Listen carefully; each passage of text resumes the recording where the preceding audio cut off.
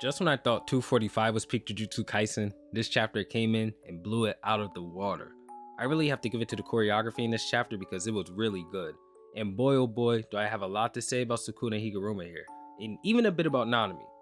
Gassing aside, welcome back to the weekly Jujutsu Kaisen chapter review and breakdown. And in these videos, if you're unaware, I tend to go through the entire chapter, meanwhile analyzing and breaking down a lot of the events as much as I possibly can, just for the sake of the viewers and the story itself. If you enjoy content such as this, leave a like and subscribe so I know to continue this format. And with that being said, let's get into it. After Higuruma's plan of confiscating Sukuna's curse technique falls through, Sukuna has rained down multiple slashes onto him, but Kusakabe has come in clutch, shielding Higuruma by withstanding some of the slashes, meanwhile activating his simple domain, allowing him to reduce the damage taken as well. As this event is called the Sukuna raid, it seems as if we have these characters playing certain roles within the battle. A good amount of people call the confiscation of Kamutoke to be BS, but I'll say two things to it. First, when you detain a criminal, you have to confiscate their weapons before restraining them, and before anybody brings up the point that you don't bring weapons into a real court case, you also don't confiscate anything in a court case from the defendant either, so obviously Higuruma's trials are tweaked for sorcery. Higuruma also hasn't fought any cursed tool users since he says it's the lack of his experience that got him caught up here. Second, Kamutoke would not even give these characters a fighting chance anyways, because if Kamutoke was enough to briefly stun Kashimo, who was stated to have a resistance to electrical based attacks, these guys are certainly suffering at least, the bare minimum, hard stuns from Kamutoke, and they're not moving at all after getting hit by it once. It's bad for them either way in my opinion, so Sukuna losing Kamutoke was not a crutch for him. I get that Shrine is better at killing, but these guys need to be able to move around, hop over one another, dodge Sukuna's attacks. If Sukuna's able to hold them still with Kamutoke, they're just assed out. They're not even getting the Executioner's Blade to touch Sukuna in the first place. Coming back to the chapter, Sukuna points out that all of the characters on the battlefield are significantly more powerful in terms of their basic cursed energy enhancement. Whether or not this means over the time skip and became much stronger, or got a boost from Utahime, it's left vague, and I'm sure that this is on purpose. We'll get the answer later on. Sukuna also explains that simple domain allows these characters to negate damage that he puts out, but not as much as domain amplification would. I'm gonna shoot and say that the difference between simple domain and hollow wicker basket is likely that simple domain allows characters to also negate a bit of the curse technique of their opponent, whereas hollow wicker basket is simply for the negation of domain short hits. There has to be a difference between the two, and I think this is it. Correct me if I'm wrong. Kusakabe now thinks to himself, saying that he thought he was going to die because of those slashes, since he believed that they were the slashes that can divide the world. But since that wasn't the case, this allows him to confirm that Sukuna is not throwing out these space cleaves willy-nilly, and in fact, Sukuna may even need to charge or binding vow in order to utilize his technique. Kusakabe says, obviously if you think a little before pointing this out, clearly a jab to the weekly crybabies. He then begins to really break down Sukuna's cleave and dismantle, stating that dismantle is the regular slashes that Sukuna throws out, whereas cleave changes depending on the strength of its opponents. The slashes that fly towards them are dismantles, whereas the slash that divides the world is cleave, with its target expanded to the world itself. Dismantle will activate when it touches its target, only exceptions being within the domain. He finally ends this analysis on Sukuna's techniques, pointing out that the techniques that will instantly kill any one of them are the normal cleaves, a direct hit from dismantle, and the cleave that will divide the world. But however, there is still the fire he used in Shibuya. Why does he not use it? Kusakabe concludes his thought by saying that he probably just can't use it currently. And it's pointless to even think about it, because it instantly killed any one of them if it was able to kill Jogo. I'm not sure what this means since I think a couple of these guys are past Jogo by now, but tell me what you guys think about this statement down below.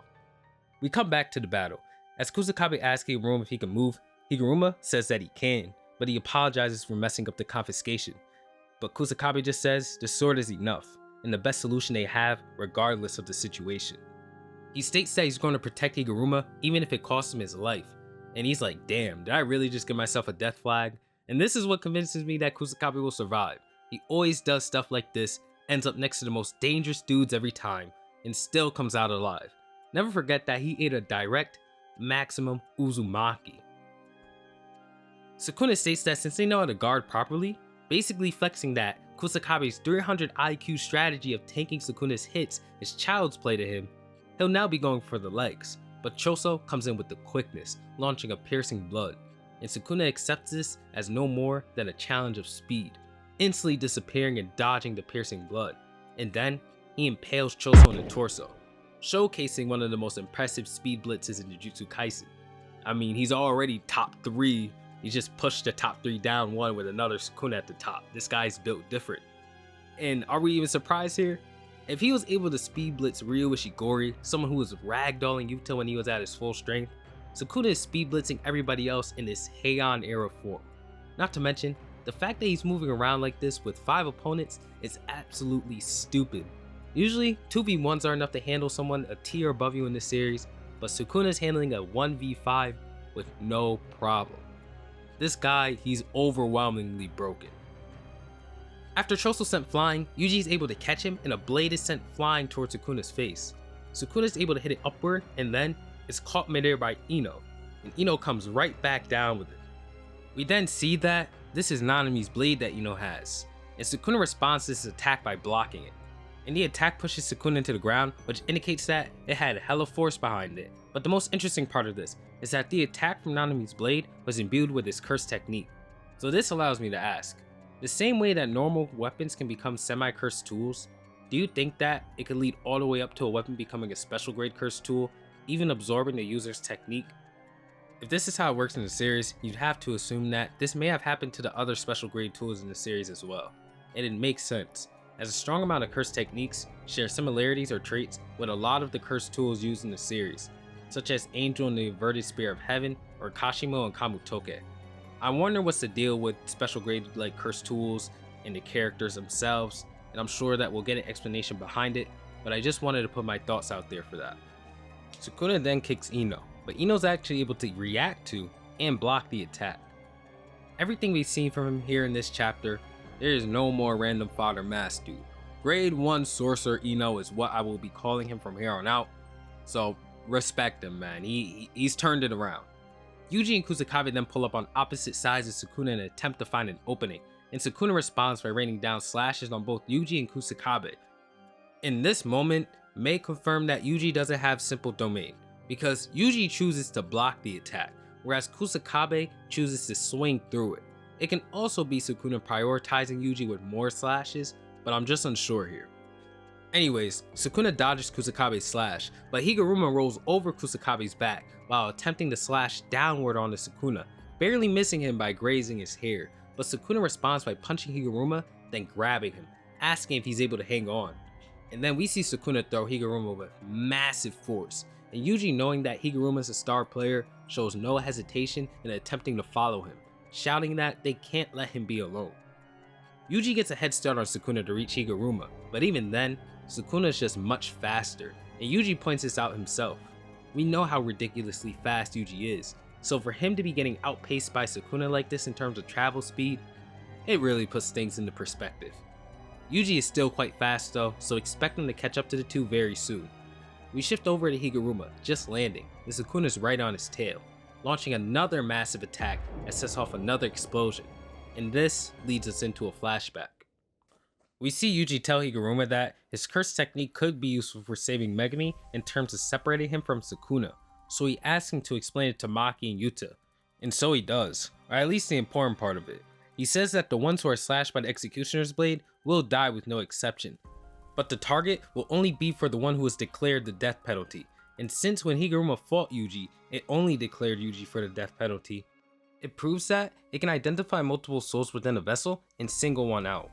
Because if it couldn't, Sukuna would have been declared for the death penalty as well. So this flashback does confirm a couple of things. They were preparing for the battle before Gojo was unsealed during that flashback of the last chapter. Because Yuji and Yuta spoke in this location about saving Megumi right before they were going to unseal Gojo in 220. It also explains why Gojo was not in that classroom during the preparation for the battle. And lastly, why Higuruma did not need to explain his entire technique to Yuta and Maki, but how it can only be used in saving Megumi. The one thing that counters what I'm saying here is that Kashimo said that he's allowing Gojo to fight Sukuna first, so it sounds like they spoke before the classroom.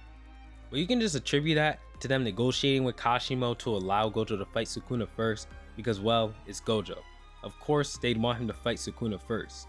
However, we'll just have to see as we get more flashbacks and fill in the blanks. Later on in that day, we see Yuji go to Higuruma and ask him if he wants to die, and my guess from the previous review was correct. Higuruma asks Yuji why he is asking him this, and Yuji, like anyone else, can easily put it together that Higuruma not being able to use reverse curse technique despite wanting to charge in head first to Sukuna adds up to something that is at least alarming. Higuruma says that he wants to punish himself due to the atrocities that he's committed, and that he should die after completing his role. And Yuji responds to this by saying, "That's okay, as I have a similar thought process," but he says something interesting. He asks Higuruma to reconsider abandoning society, and I think this says something about Yuji himself honestly. Yuji has had Sukuna removed from his body, and 90% of the reason he needed to die is now gone. I think that's why he's considering his sacrificial role player mentality himself, and why he thinks Higuruma should as well. Higuruma says that it's not possible, and that he's become somebody that can't even look into others' eyes anymore, thinking very lowly of himself. We come back into the present, and Higuruma displays that he's used domain amplification to neutralize Sukuna's techniques, and if you've seen my full breakdown of all the Sukuna vs Gojo chapters, you notice that Higuruma picked up domain amplification while watching the two of them fight. Sukuna is aware that Higuruma has only been a sorcerer since October 31st, and as of December 25th, he's already displayed domain amplification. Higuruma has displayed an insane amount of growth in such a short period, and thus Sukuna is now fascinated. Higuruma activates his blade once more, while simultaneously using domain amplification, and he has been deemed as the prospect who can match even Gojo Satoru, and the chapter ends. Okay, so first things first about this scene is that Higuruma is special grade level. I think we've seen enough evidence. The man is busted alongside Takaba, and speaking of these two, their potentials are so high, and they've only gotten their curse techniques due to Mahito's curse technique, a cursed spirit whose potential is just as high. Also, Kenjaku fighting Takaba and Sukuna fighting Higuruma, and both of them being very impressed with both of these characters says a lot about potential sorcerers who were created from Mahito's idol transfiguration and Kenjaku's Kola game. I just want to say that this is a funny correlation, but it is not causation, so don't take anything as fact here or me trying to push a certain agenda. I just wanted to point this out, and I wonder where it will go from here. I also think it's dope that Kenjaku and Sukuna are both fascinated in Higuruma, and not just his sword. It really feels like Higuruma's getting the main character treatment here because I'm not gonna lie, these two characters have never shared a similar interest into one person. Either Sukuna found someone interesting and Kenjaku found him boring, or vice versa. Higuruma was the first character in the series where Sukuna and Kenjaku are actually interested in him. So I think there's something going on with Higuruma. Maybe he's Kenjaku's will, who knows. I'm sure that Yuji's gonna catch up to Higuruma though and take over this fight. I want Yuji to lead it towards the end, so hopefully he takes over within the next 3 chapters. As for Choso getting impaled, don't worry about him. He's a half curse, and he's got messed up much worse by Kenjaku, and he has blood manipulation. He'll come back one way or another, and he's fine. I don't think Gege would just kill off Choso like that if he was dead. Let's be real. Anyways, with that being said, that wraps up my 246 review, and thank you so much for watching all the way through, and I'll catch you guys next week. Have an amazing day, and peace out.